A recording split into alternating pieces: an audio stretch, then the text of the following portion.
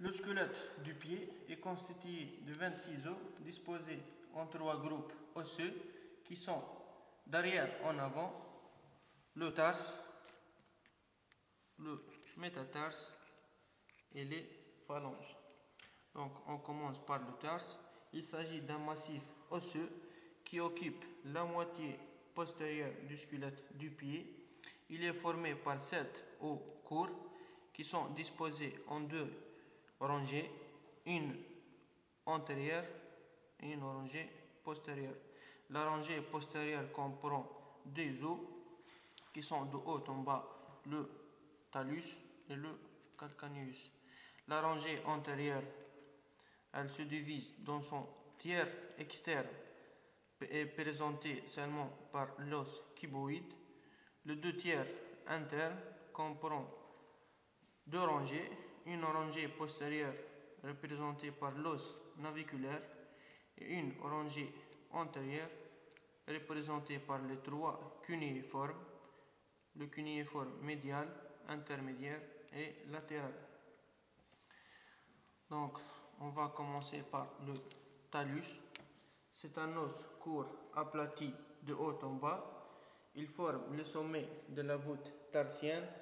Il s'articule en haut avec l'amorthèse tibio-fibulaire,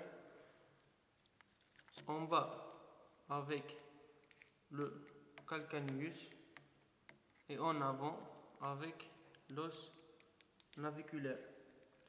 Pour sa mise en place, en haut la face conformée en poli, en avant l'extrémité arrondie du talus appelé aussi tête, et en dedans la surface en virgule.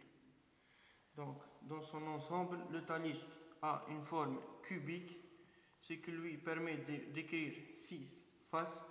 La face supérieure présente une surface articulaire en forme de poli, la poli astragalienne, qui s'articule avec le pilon tibial.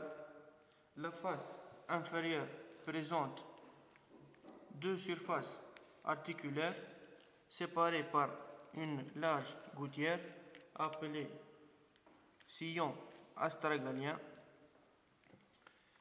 La face latérale présente une surface triangulaire, elle est articulaire, qui répond à la malléole latérale.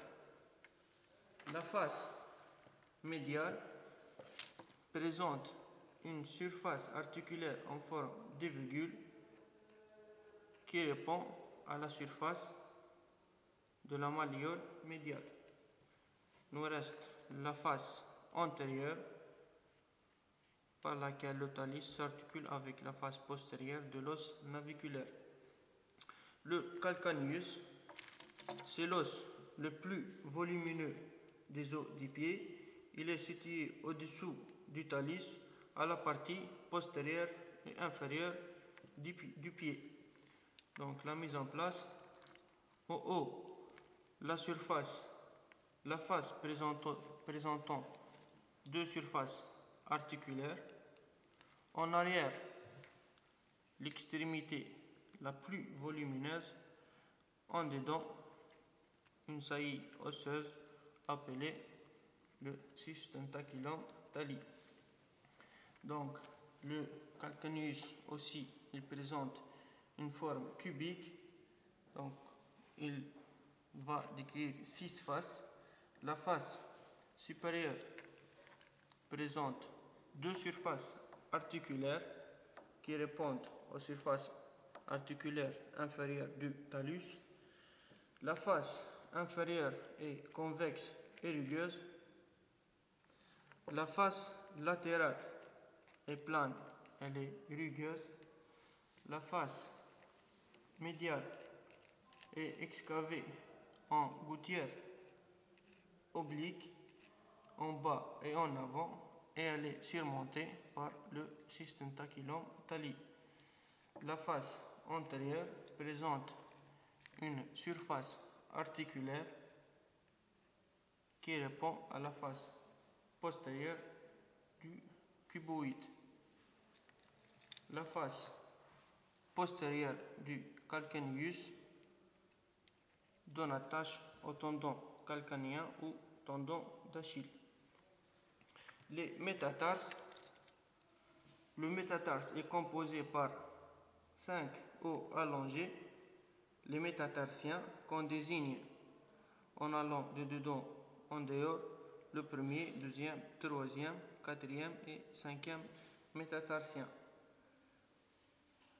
Ces métatarsiens sont des os allongés, pairs et asymétriques, présentant un corps et deux extrémités. L'extrémité postérieure s'appelle la base, l'extrémité antérieure s'appelle la tête.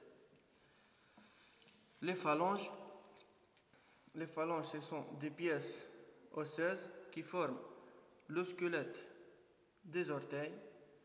Elles ressemblent à celles des doigts par leur disposition et leur forme, mais elles sont de taille plus petite, excepté les phalanges de l'hallux qui sont de taille très volumineuse.